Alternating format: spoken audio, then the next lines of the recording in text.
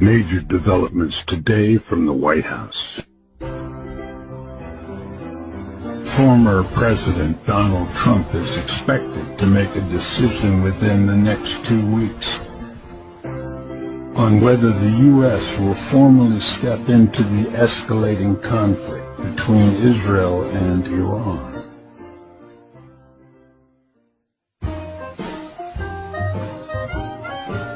While current President Biden has remained quiet, Trump, who's still actively influencing global policy, has been in closed-door meetings with military advisors.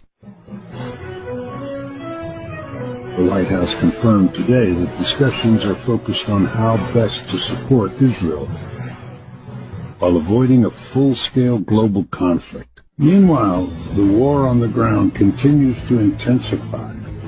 Dozens of Israeli civilians were injured in the latest barrage of missile attacks from Iran. Sources say Trump is weighing several options, from sending air defense systems to launching a targeted strike on Iran's nuclear sites. But critics warn a single misstep could trigger World War III. So what happens next?